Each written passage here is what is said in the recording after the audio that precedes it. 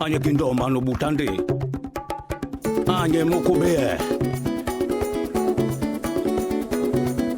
Ben, okoni me bane. Okoni me bane. Langounié, 4e province du Gabon.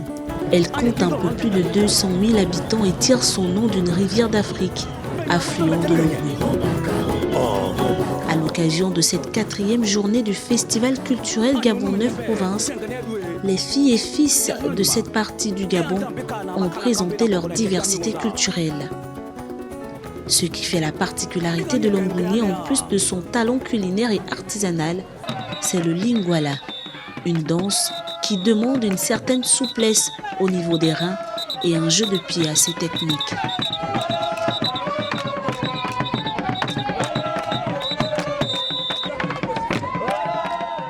Les danses traditionnelles gabonaises cachent toutes un mystère, une profonde signification, un message précis.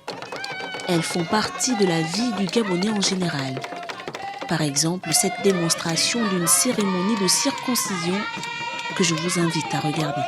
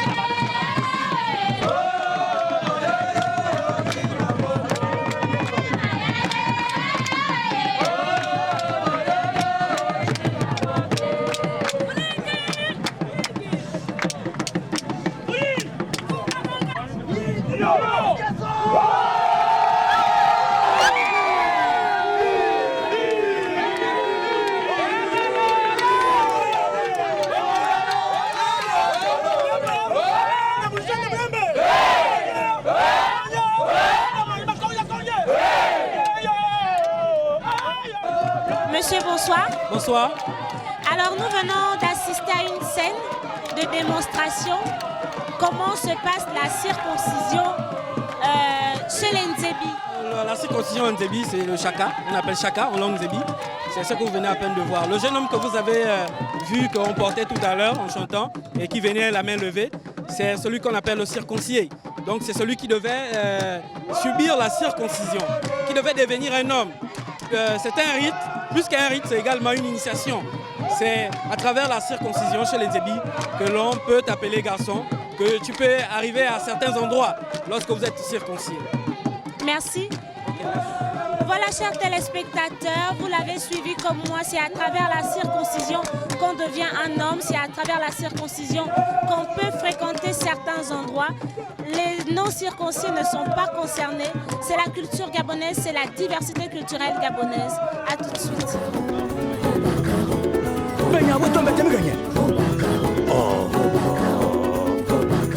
La province de Langounié, en plus des Nzebi, des Pounou, des Guissir et autres, compte également les Togo. Ceux-là sont réputés pour le haut débit de leur spiritualité. À l'exemple du groupe Nimana Kumbwe, originaire de Tamba Magoti, qui existe depuis 2001 et qui aurait déjà représenté le pays lors de grands événements internationaux tels que le Festival Radio France de Montpellier. Il est composé de vieux et jeunes, tous initiés à ce rite que je vous propose de découvrir.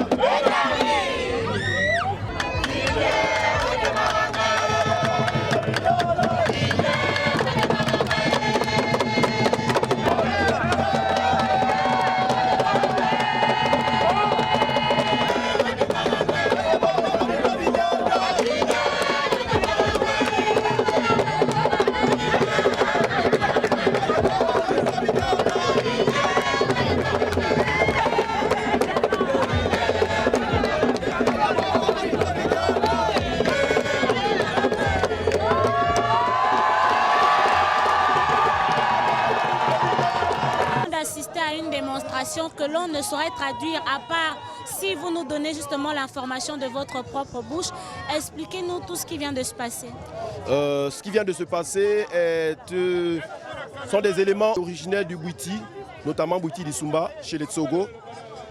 Donc ce que d'autres personnes appellent magie, c'est simplement des choses qui existent en nous, que nous sommes en mesure de faire, donc qui sont spirituelles. Ne peut réaliser ces choses-là que des personnes initiées. Moi, je ne suis pas en mesure de réaliser ces choses-là sans l'accord de tous les autres patriarches, tous les autres Nima et tous les autres Komboué. Donc ce n'est pas moi qui fais l'action. Moi, je fais l'action, mais quelque part, il y a des autres initiés qui participent par les chants et par des méditations, à sorte que ce que nous sommes en train de présenter se fasse.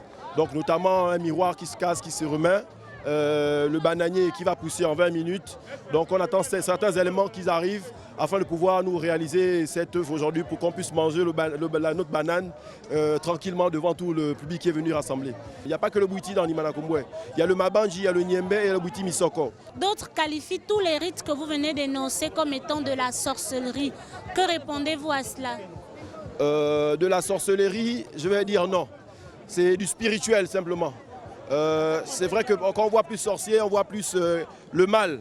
Ce n'est pas forcément le mal. Si on le fait, c'est parce que ça a été permis par Nzambe Kana Makana Kambe Nangongone Mionda, qui veut dire tout clairement Dieu le Père qui a créé le ciel, la terre, les plantes et tout ce qui existe.